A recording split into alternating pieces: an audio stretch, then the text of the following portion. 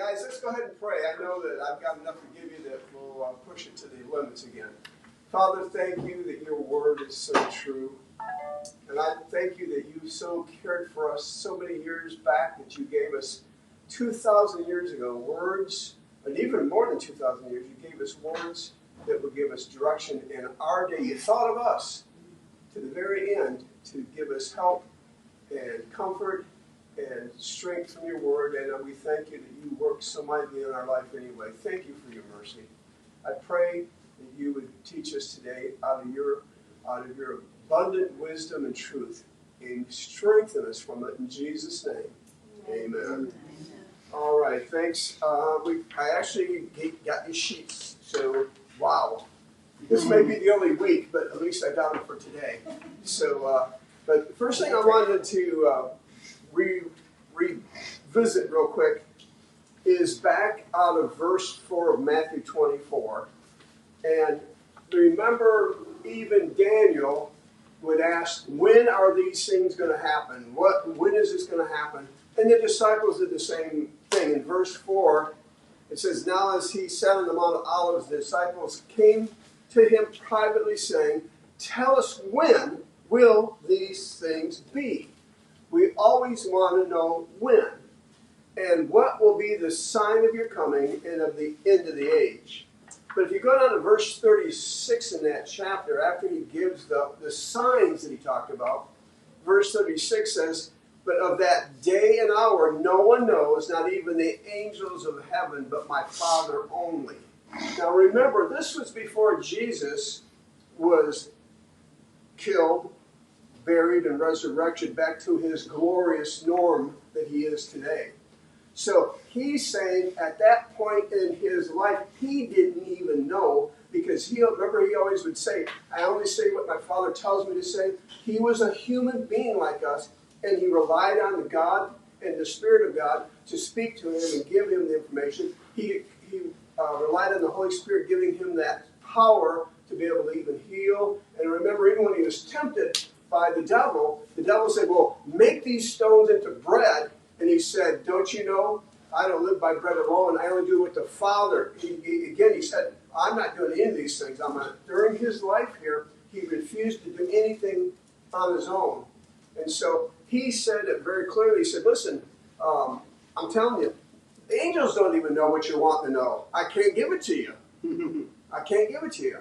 Well, when you go to Acts, after he was resurrected from the dead, and he met with them for 40 days, and before he actually ascended, it says in Acts 1, this very interesting statement. It says, and being assembled together with them, he commanded them not to depart from Jerusalem, but to wait for the promise of the Father, which he said, you have heard from me, for John truly baptized with water, but you shall be baptized with the Holy Spirit not many days from now.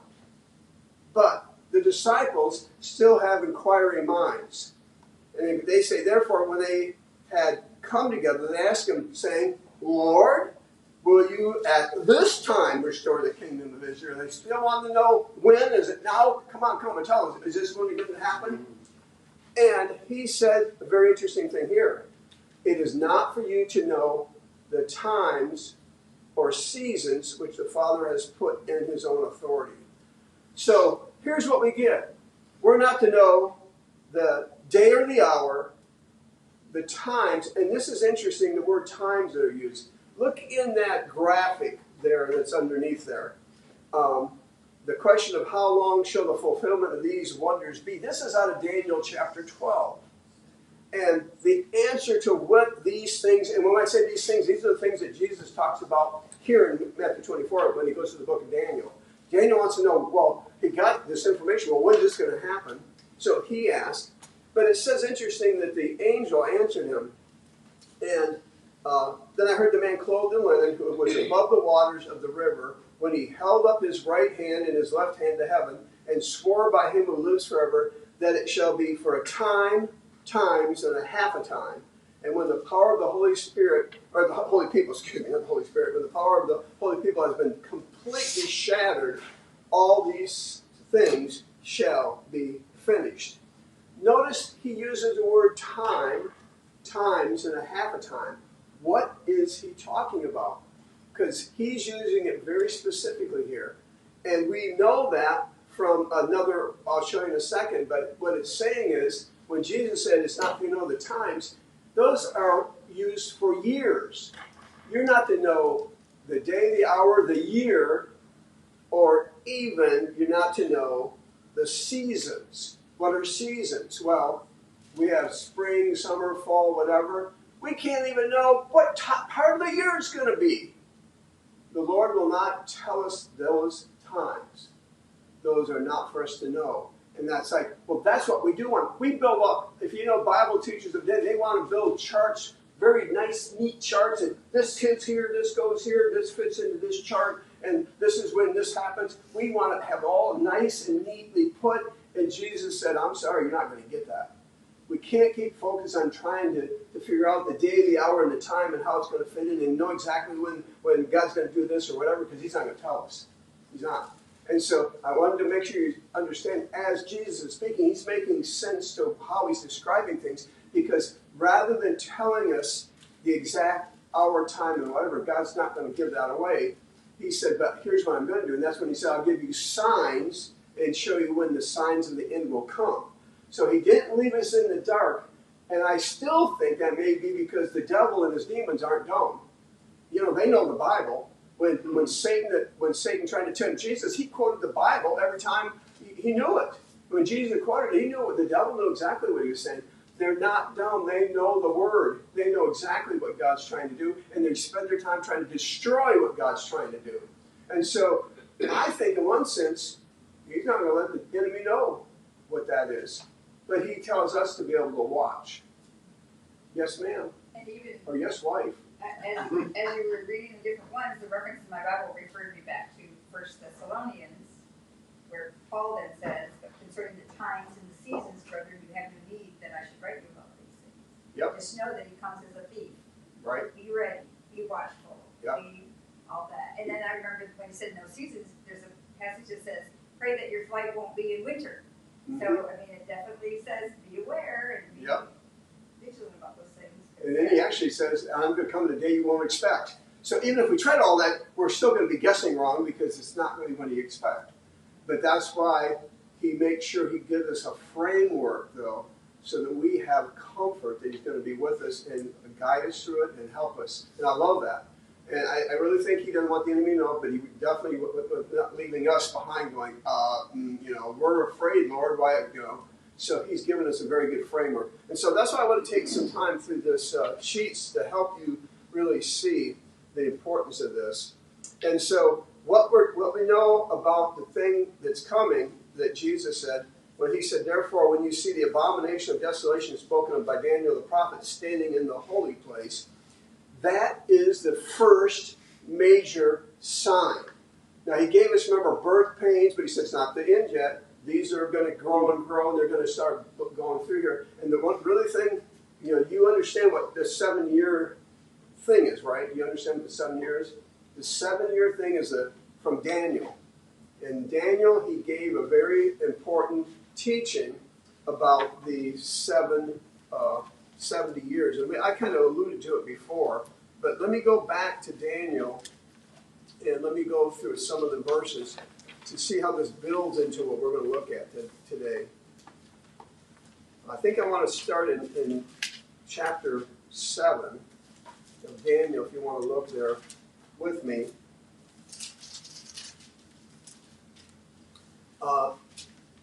There is a massive amount of future teaching out of Daniel. The angels gave him such information. A lot of it we don't need to deal with at the moment. But he does go into, in verse, verse 23, we'll skip. Well, let me get back a little bit. He talks about, in verse 20, the 10 horns that were of its head, and the other horn which came up before which 3 fell, namely that horn which had eyes and a mouth which spoke pompous words, whose appearances were greater than his fellows. I was watching, and the same horn was making war against the saints and prevailing against them until the Ancient of Days came, and a judgment was made in favor of the saints of the Most High, and the time came for the saints to possess the kingdom. What he's breaking into, showing Daniel, was this horn is not just a horn, it's a symbolic thing of a king. In fact, he's talking about the Antichrist as we know today. And this king came up with great power, and he was different than the rest, and he spoke with such evil, but yet, and kind of what, and I'm going to spend a lot of time on this guy next week, so I won't focus on him, so I'm just going to give you a taste. But if you think of Adolf Hitler, most of you are old enough to remember that whole thing.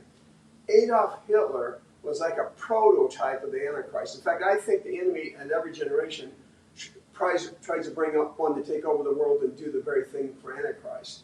And if you know anything about Adolf Hitler, he actually went into the occult and gave himself over to the occult. I don't know if you understand it. Again, his abilities were unexplained, supernatural.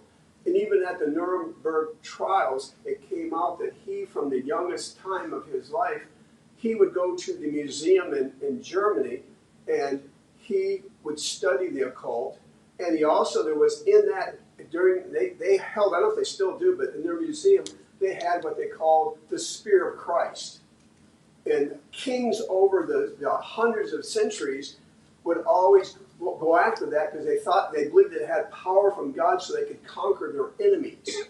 So he would go there, and they had eyewitnesses that talked about it, and stare at that spear, dreaming that he wanted that spear so he could conquer the world. He was such a broken, hateful, bitter guy that he wanted to get back at everybody, and he got to the point where he literally was using, and they said he'd stand there for an hour staring and shaking like he was demon-possessed or something. He was so weird. And they all remembered it because it was so strange before it became with power. But he sought this power, and I believe he got it. And I believe he was demon-possessed. And that's why he would be able to speak.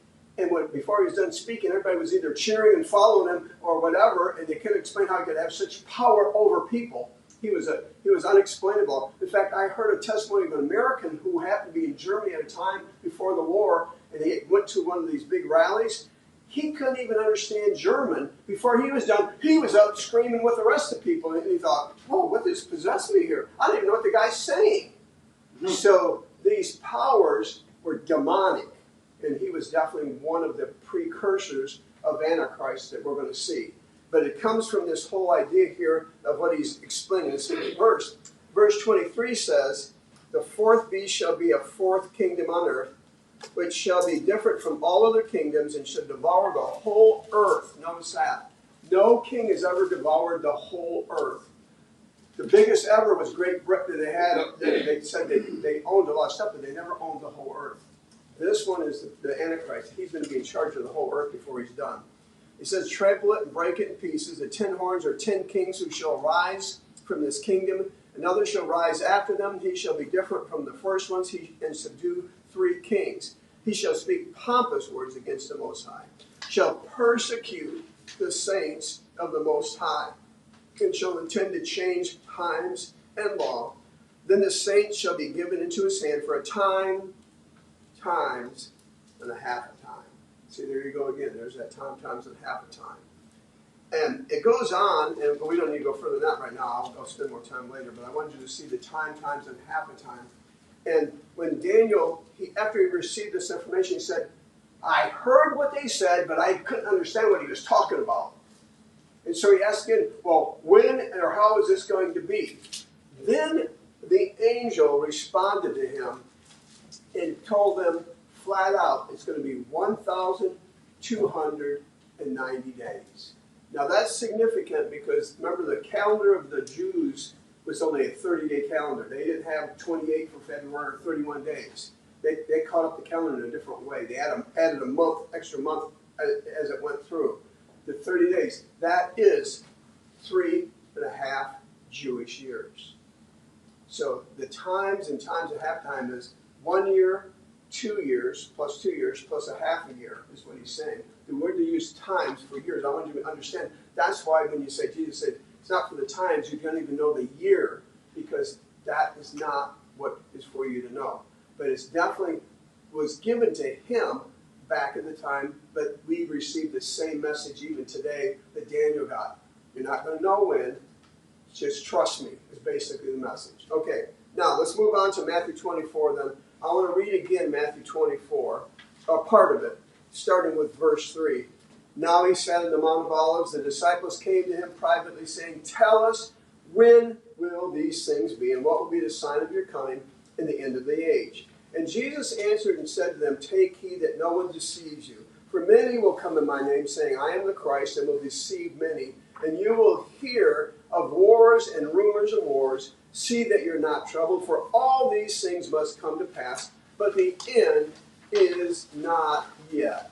For nation shall rise against nation, kingdom against kingdom, and there will be famines, pestilences, and earthquakes in various places. All these are the beginning of sorrows. Then, verse 9, they will deliver you up to tribulation and kill you. You will be hated by all nations for my name's sake. And then many will be offended, will betray one another, and will hate one another.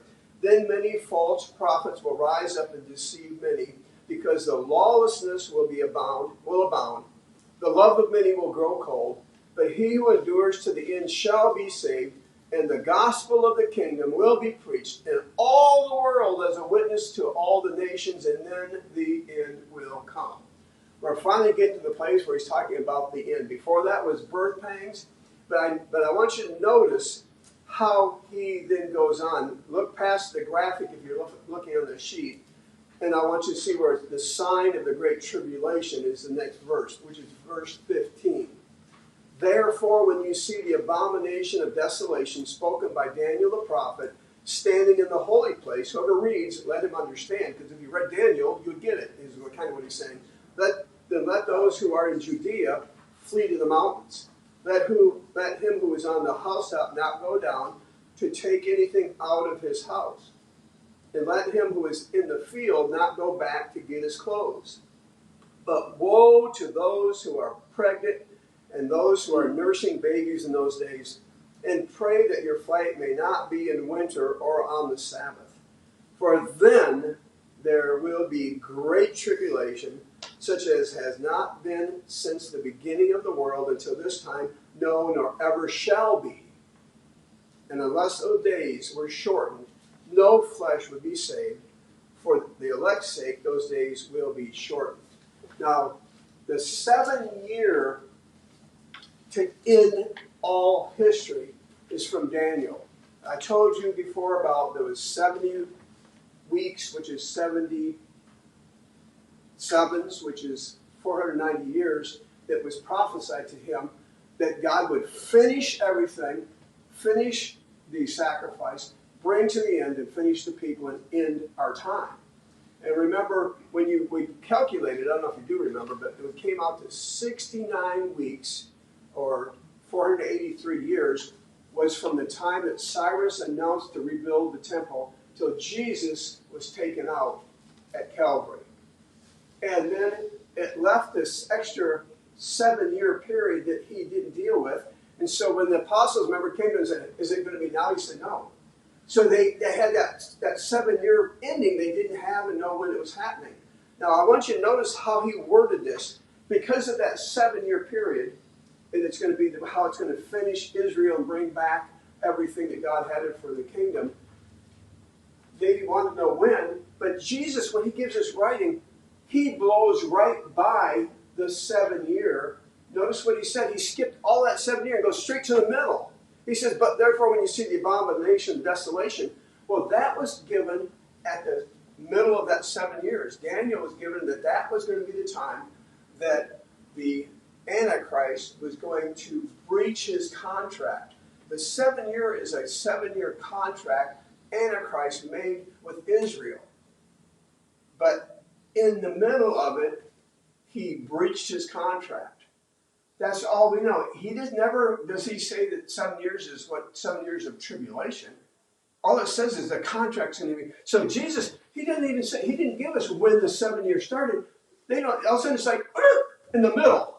Now, when you notice this, beware. That means it's going to be great tribulation. So the only thing he told us was in the middle, but we don't know when it starts. And I think, again, we want everything buttoned up real nice in our culture today. We want to, at 7 years start, this is going to happen, this is going to happen, this is going to happen. And then in the middle, we get it. And then from there, God's going to do this. He didn't give us anything to the middle. We don't know exactly when any of that's happening. In fact, he bled it together. The birth pains are going to happen. They're going to get bigger and bigger and bigger. It's going to go on. But he doesn't say what's in the 7 year or how it's connected. He doesn't say any of that stuff except for, boom, the middle. Here we go. Right in the middle of when everything's going to come crashing down is when he states, there, stop. This is when you'll know. This is when I'll know. That's the sign. This is when you'll know. Well, I don't want to know then. I want to know back then. Before, I want to have a hint. He doesn't give it to us. And I think that's very trying of our time. We need to look at what he said. Instead, he said, so you got to watch, can you watch? Because you're not going to know when that 7 started. You're not going to know when it begins. But here's what you will know. And be sure to know that when this happens, now I'm halfway through. And there's only going to be 3.5 years left to finish all history. Wow, that's heavy. Makes sense so far? Am I okay with you? Are you getting it? I know if you... Sort of. Huh? Sort of. Sort of, okay. Well, let me try to help a little further then. If I'm going to go to my next page, which is I think my third page. And there's a graph on the top. And it says 7 years again.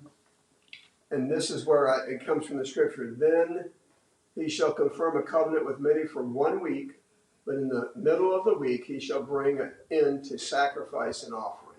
That's out of Daniel. So Daniel was given it right in the middle of that contract, right in the middle of that covenant.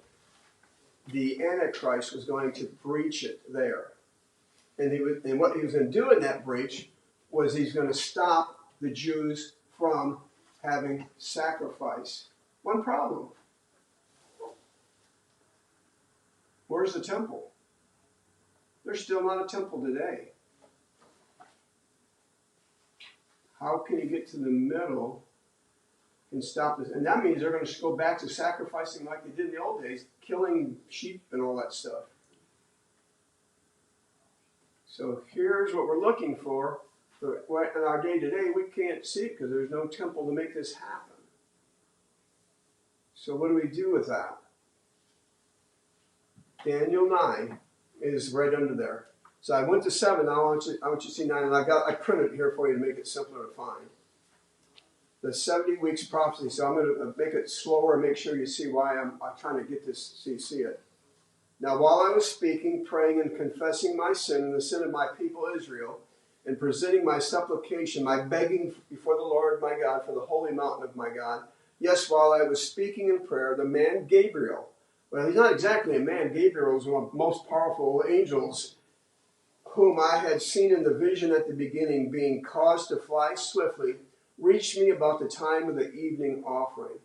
And he informed me and talked with me and said, O Daniel, I have now come forth to give you skill to understand.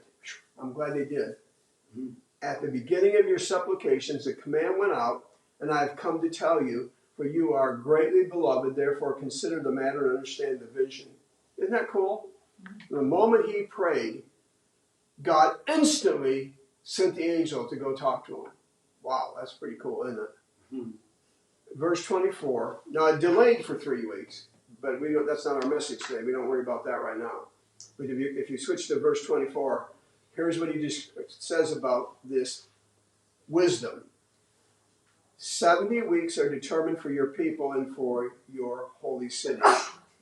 Now, in that 70 times 7, 490 years, it's for your people to finish the transgression, to make an end of sins, to make reconciliation for iniquity, to bring in everlasting righteousness, to seal up vision and prophecy, and to anoint the most holy. He's speaking about Messiah Jesus. He's saying that if you remember anything about Israel, there was a place where God, if you go back to David, the King David, God worked with David at that time. When David was in war after war, battle, he never lost a battle. He never was wounded. He never even had to, a lot of times, they had to fight. In fact, the way it's described, they would fight and defeat an army and not lose a man. Now, that's not normal. God was mightily in their midst, doing mighty things. But Israel, after David, continued to turn against God. Solomon already started it. He gets united with all these countries and marries all these women that are idol worshippers and mixes them all together into the thing and just started totally causing apostasy amongst Israel. Well, then Solomon's son got even worse. He divided the kingdom from his wickedness, and then so Israel is split in half. From that, it all will turn worse. You'll find it. After that, the prophets would even talk about it. And another king grew up, and he was worse than his dad. The next guy grew up, and he was even more evil than the other dad. And on, it was in wickedness. And finally, God, through the prophet, said, we're done. We're done. And from that time on, God did not help them. And you'll find they were defeated, destroyed, conquered, beaten, until they finally were taken by every country after that, and they never were free from that time on. They were always under a rule of harsh rulers that were beating them and defeating them on every level. So he's saying, there's going to come a time I'm going to restore you. So this is kind of the beginnings of the prophecy of I'm going to restore Israel back to where it's going to come. I'm going to finish your transgression because I'm going to send Messiah and he's going to die for you and change everything. Ezekiel chapter 36 through 39 is also prophetic of this time. Ezekiel 36 talks about what I taught a lot in the next step classes. I'm going to give you a new spirit and a new heart, remember? And the new spirit and new heart is going to change you so you will do what I want you to do. You won't keep living in rebellion and under demonic forces and doing all the strange, wicked stuff you do, murdering your children to the gods and all these things. That's going to stop. That's all part of the restoration that he's hearing from Daniel's hearing too. He's going to restore. He's going to bring reconciliation for their iniquity because Jesus would die in their place, right? In us too. Praise God, he let us come in too, the Gentiles. He's going to bring an everlasting righteousness. He's going to come to the end, all the way to what we're talking about, the end times of prophecy. And then Jesus comes back with the book of Revelation, and he's going to bring everlasting righteousness. Yes, we get to be with him. And to seal the vision, anoint the Most High. Now, verse 25, know therefore and understand that from the going forth of the command to restore and build Jerusalem until Messiah the Prince, there shall be 7 weeks and 62 weeks. That's 69 weeks. In other words, 7 years missing out of that statement. He says, a street shall be built again in the walls, even in the troublesome times. This is first speaking about the fact that they were setting under the hand of the Babylonians. And the 70 years of punishment that Jeremiah the prophet gave was over. And he's telling him, Daniel, you're going to go home. And he didn't, actually. He was old and he passed away, but the nation was going to go back home. And in fact, it says the streets would be built and the wall. And the first thing they did is they did that. If you look at Ezra and Nehemiah, they went back and built the streets and the walls. And then Zerubbabel also helped begin to get that temple built. Verse 26, and after the 62 weeks, Messiah shall be cut off, but not for himself. And the people of the prince who is to come shall destroy the city and the sanctuary. This is the prophecy that Jesus gave at the beginning of Matthew 24. He said, remember the stones here? They're not going to be there. They're going to be torn down. Daniel got that prophecy because it says the people of the prince who is to come, the Antichrist who's going to come, is from the same people who will destroy the temple. They'll destroy the city and the sanctuary. The end of it shall be with a flood until the end of the war desolations are determined. Remember what I told you then in 70 AD? The Romans came in and massacred over 1 million Jews. They destroyed them completely. They destroyed the entire city. They ripped off every stone and every piece of the temple and totally destroyed everything. After they killed all those millions of, in fact, the history says that 500 people a day were being crucified for all the time they were still there. For on and on, they were just killing and killing and killing. Finally, all the ones that were left that they could get their hands on and drag off, which was almost most all of them, they dragged them off to all the nations of the Roman Empire and turn them into slaves. So from that point of 70 AD, this prophecy was that everything was taken down. Israel was gone. The nation was gone. The worship was gone. They no longer were able to do anything that they did together as a nation, wickedly worshiping idolatry acts and murdering their baby, all those things. They couldn't do it because they were all slaves and spread all over the place. They were stopped from their evil. He stopped that wickedness to begin the process of bringing true forgiveness. Verse 27. Then he, who's he? Well, he is the prince who is to come. This prince that he mentioned earlier, talking about the prophecy here, then he shall confirm a covenant with many for 1 week, which means for 7 years. Remember, don't get mixed up. The word week is not the same as, it's not, the simple thing is, when you go buy eggs, you say, I'm going to go buy 12 eggs. What do you say? One dozen. A dozen. This is what this word is used for. It's like we'd say a dozen or whatever. And that's exactly what they're using it for. We don't, when they translate with week, it throws us off. But all he's saying, like a 7, I don't know what, I guess I don't know how you call it a dozen, but that's the whole concept. So it says the end of shall be with the flood until the end of the war, where desolations are determined. Then he shall confirm a covenant with many for 1 week. But in the middle of the week, he shall bring an end to sacrifice and offering. And on the wing of abomination shall be one who makes desolate, even until the consummation, the end, which is determined, is poured out on the desolate. God is determined to bring it all to an end. And that he's talking about the entire world as we know it. And so that last 7 years is what he's speaking here. And he's not calling it the tribulation. He's calling it the 7 years to finish all the things he meant to finish the world and bring righteousness back to the world. And he's saying in the middle of that 7-year contract that this prince, this leader, that we know, we see him as a monster because we call him Antichrist. All they knew at that time was he was a mighty leader, a military governing type of person was coming. He's going to have a contract with them to help them. But he lied and broke it. So let's get a little more about how this is going to pan out in our day. If you look at the next graphic, this is where I want to reinforce what I said already. When Jesus began talking about this in Matthew 24, he called it the first birth pains. And it was going to start small, it's going to be normal, we're going to see it, but it's going to get more and more frequent, bigger and bigger, until it's overwhelming the world. All that's going to come, but he doesn't say it's in that 7 years. That's why we see it coming now. We're at a generation where these things that had Jesus talking about were the only people that could have seen these things. The other ones, even though they were watching and waiting, they didn't have what we have. And so when he talks about then they will deliver you up to tribulation to you, then many will false prophets come. Then lawlessness will be around. And the gospel of the kingdom will be preached in all the world as a witness to all nations. He drives that all the way up to that middle contract break, that covenant breaking the 3.5 years. And then he says, then the end will come. He finally says the end will come, but he doesn't stop until that 3.5 year contract broken right there.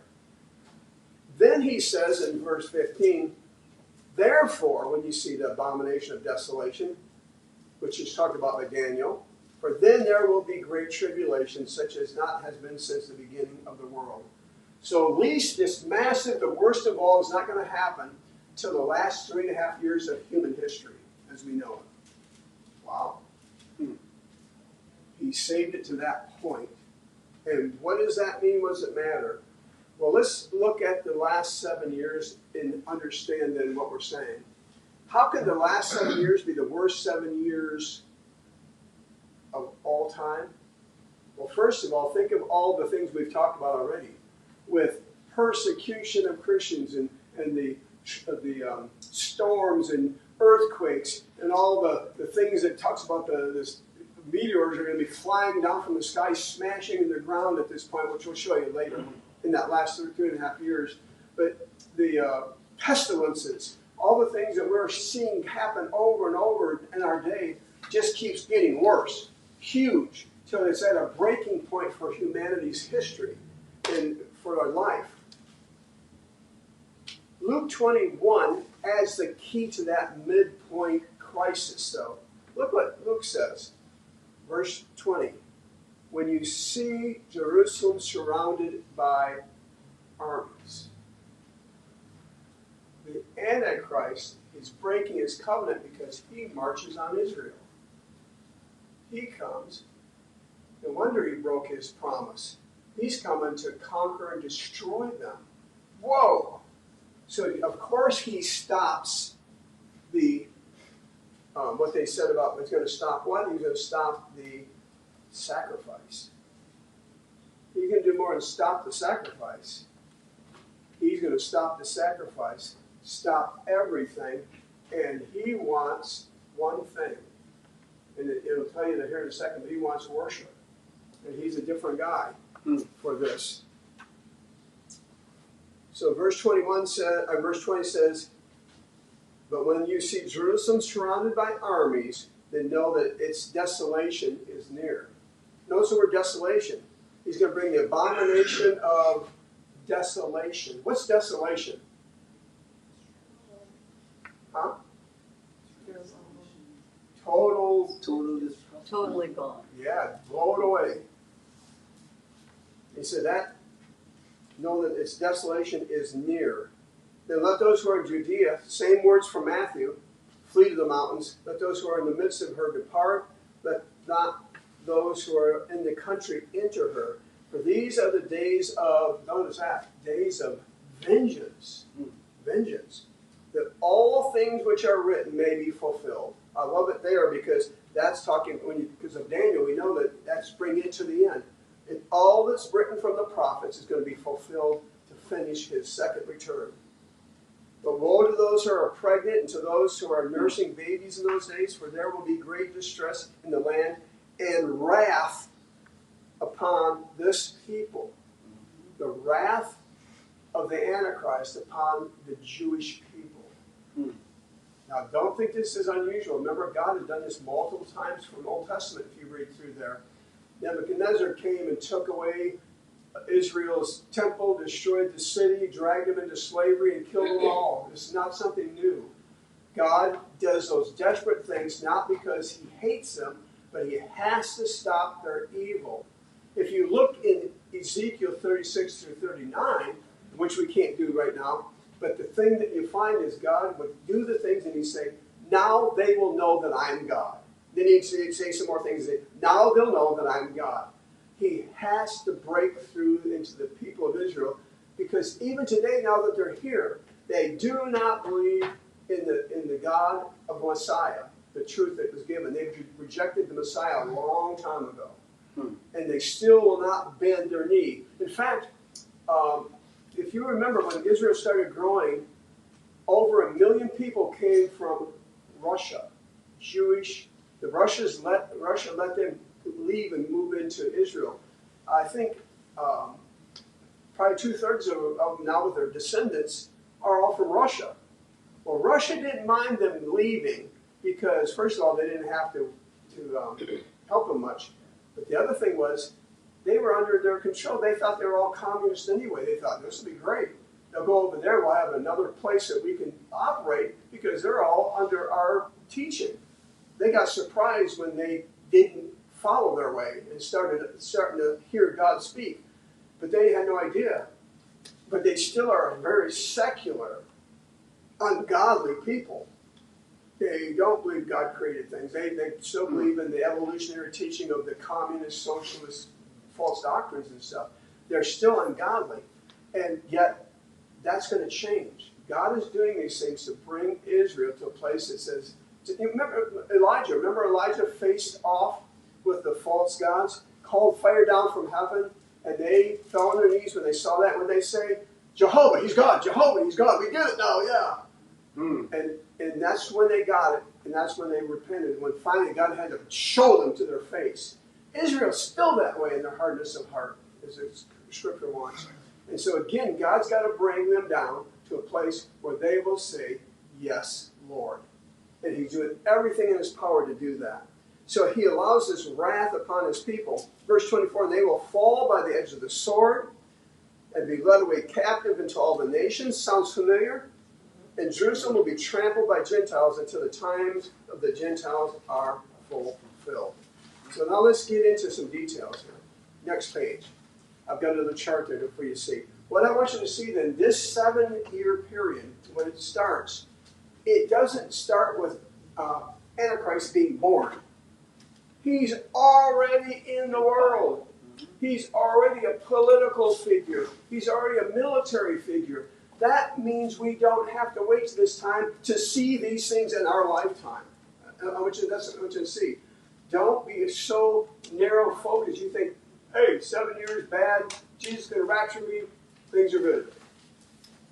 Wait a minute. Jesus said, oh, no. He's coming before that.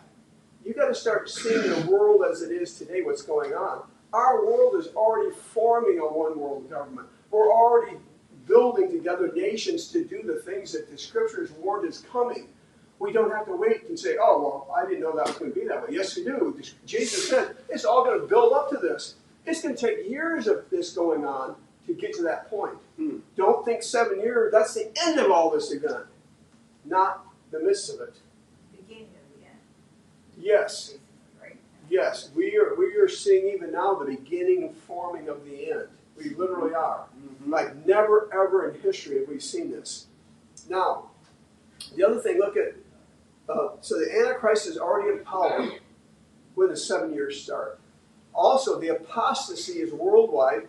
People are following the doctrines of demons already, and we've talked a little bit about that. Worldwide, people are evil.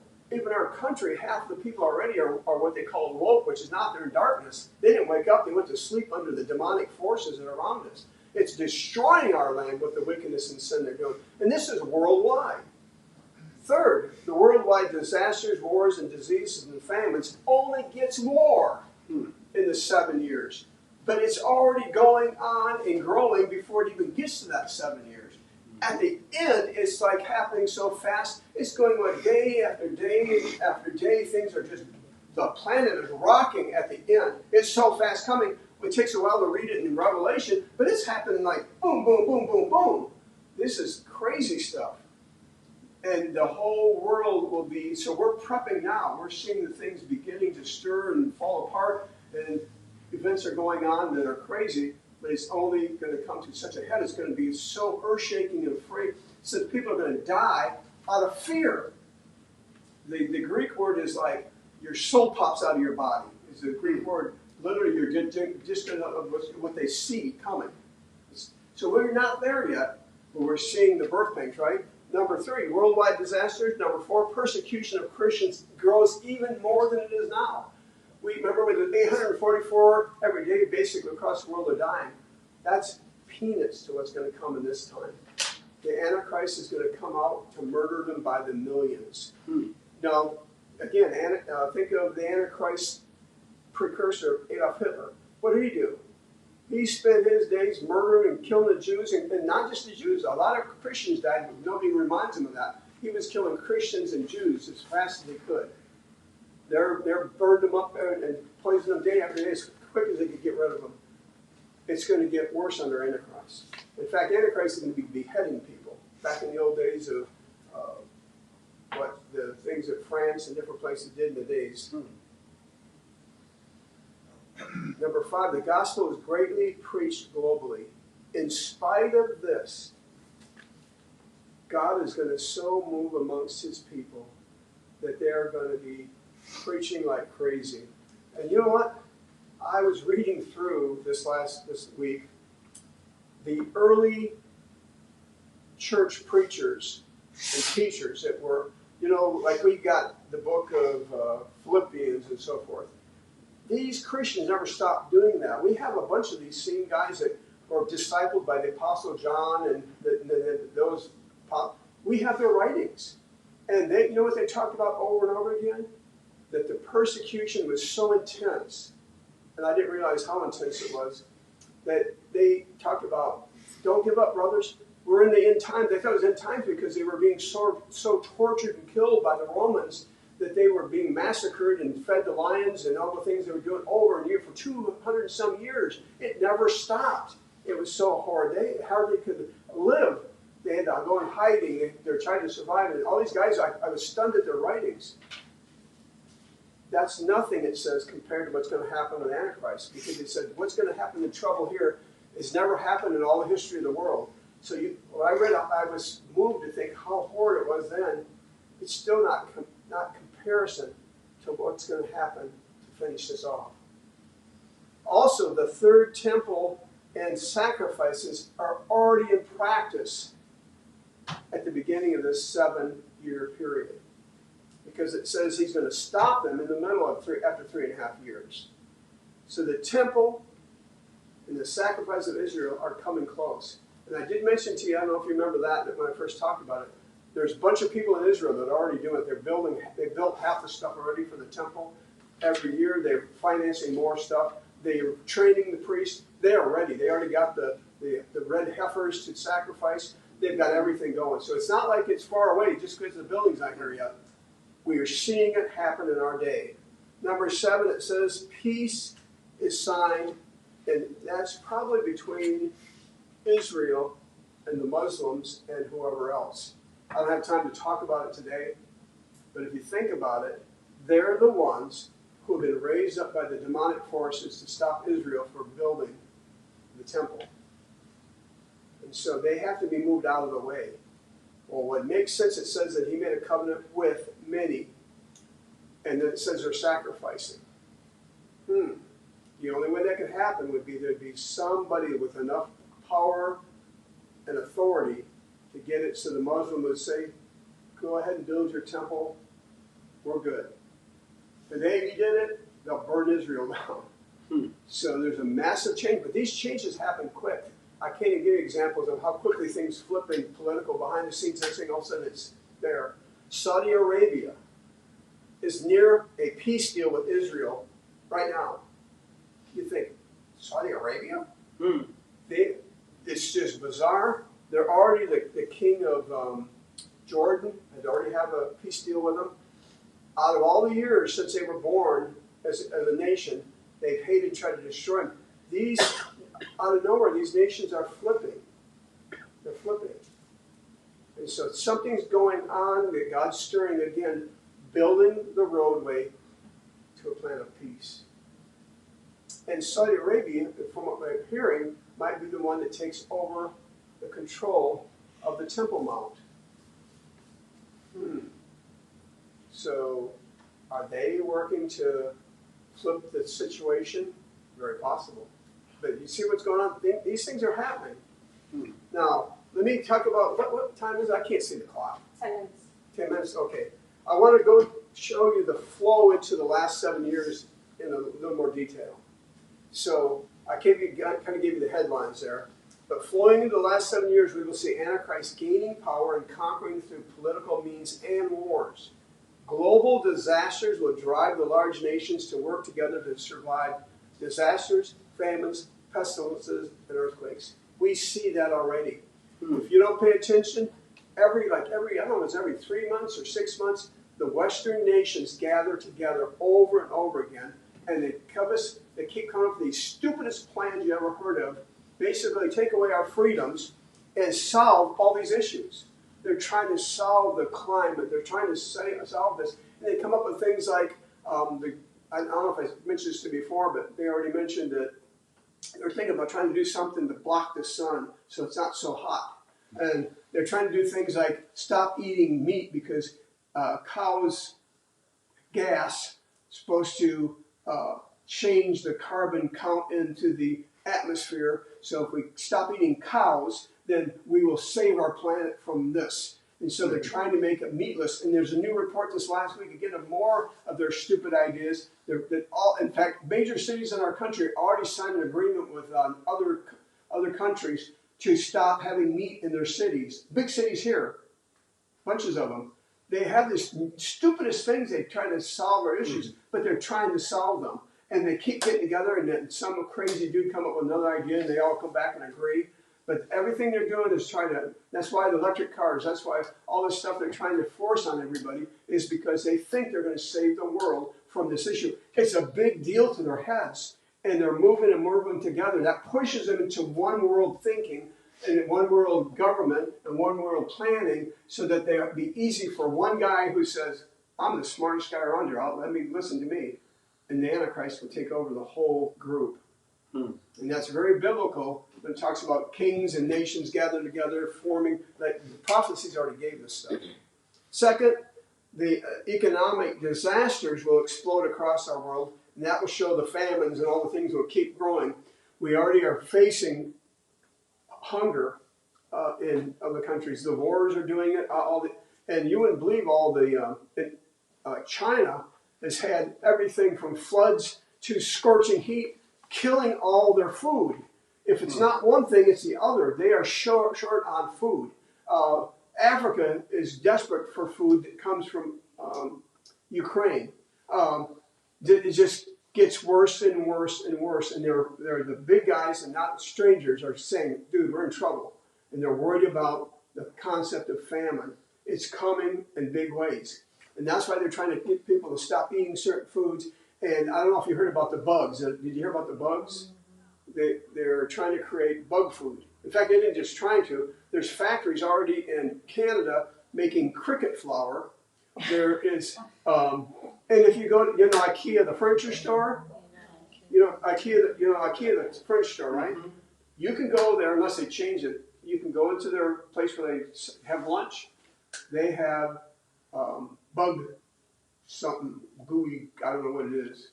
Is it their meatballs or something? No, it wasn't meatballs, it was something else, but it's literally made out of bugs. They are pushing this, they're pushing bug eating because they're saying bugs don't give you gas and all these stupid idiot things we're talking about.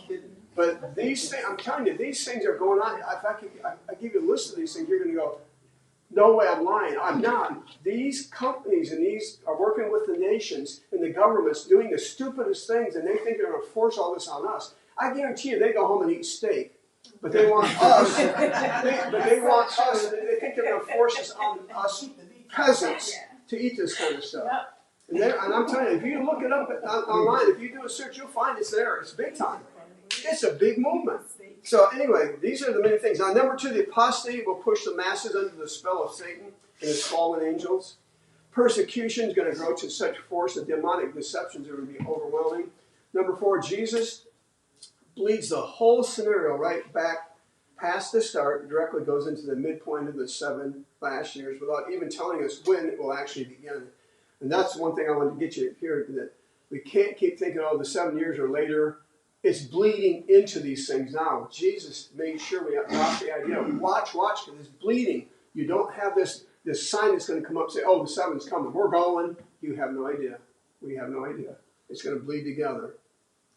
The Lord goes right to the first sign of the end, agreeing with Daniel prophecy, and says the prince to come will bring an end to sacrifice, offering right in the middle of his covenant with Israel and the many. So Antichrist breaks the covenant. Number 1, the Antichrist is already in power. Number 2, apostasy is worldwide. Doctrines of demons are everywhere. Worldwide disasters, wars, diseases, and famines are going to get worse and cause all kinds of economic and pressures and starvations and issues. Persecution of Christians is going to grow beyond your worst nightmares.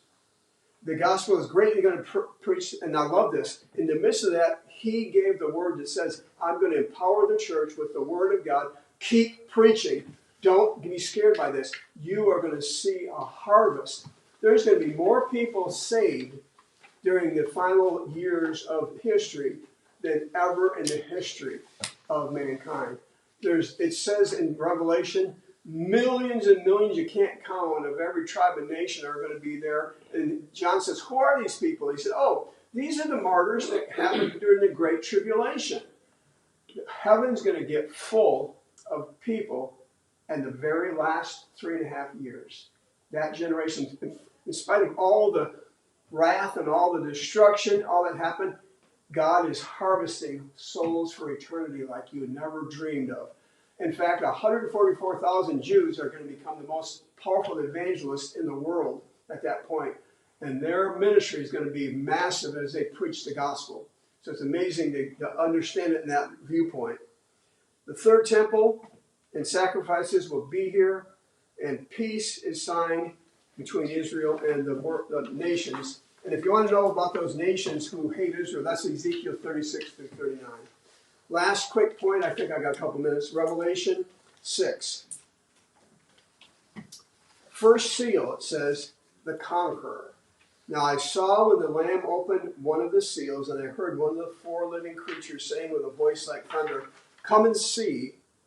And I looked, and behold, a white horse. He who sat on it had a bow, and a crown was given to him, and he went out conquering and to conquer. There's something with the visual of that there's going to be war and conquering and controlling. It sounds like the Antichrist, but he doesn't say for sure. So we don't have it doesn't say, and this is what it is. He's the Antichrist. We don't know that. But it's definitely, it could be just a visual of the war is being released upon humanity. And Matthew 24, Jesus said, "You will hear of wars and rumors of wars. See that you're not troubled. All these things must come to pass, but the end is not yet." So it may not be the end. The 10 horns that we talked about from Daniel, it talks about the 10 horns are 10 kings who shall arise from this kingdom. Another shall rise after them. He shall be different from the first ones, and he shall subdue 3 kings. He shall speak those pompous words, and it says, he's the one that shall persecute the saints of the Most High for the 3.5 years, which means the last 3.5 years is when this is going to happen, or he's going to persecute and persecute. Wow. Scary, right? Second seal, though. And then when I talk about seal, this is like, it doesn't say these seals are judgments. It's like, who can open this up so we know what the future is? And that back in those days, they'd have a letter, they'd put a wax seal and stamp it on there so you could not open it unless it was a person who had the authority. Jesus was the authority that it gives, and he's the one that can open up and tell us the history or the future of what's going on. So they opened the first seal, and that's what they see. The second seal, when he opened the second seal, I heard the second living creature saying, "Come and see." Another horse, fiery red, went out, and it was granted to the one who sat on it to take peace from the earth, and that people should kill one another, and there was given to him a great sword. The thing that's saying it's not necessarily a person, it's releasing historical or future events. This is what Jesus talked about. You'll hear of wars and rumors of wars. Nations will rise against nation and kingdom against kingdom. It's saying that this is going to happen toward that end time. Third seal is the scarcity of earth, and it talks about the fact that a quart of wheat for a denarius and 3 quarts of barley for a denarius, and do not harm the oil and the wine. That is simply this. A denarius was a one day wage. A guy would work all day for that amount of money. The scarcity and the famine will be so great that with all they want, you can buy 3 quarts of wheat. 3 quarts of wheat, according to them, is the food for one person. What about your family? It's going to be so scarce and so problematic that he's showing that these are going to be the thing. I know I'm out of time, but let's pray. The end is here, even before I can get to the end of my message. All right.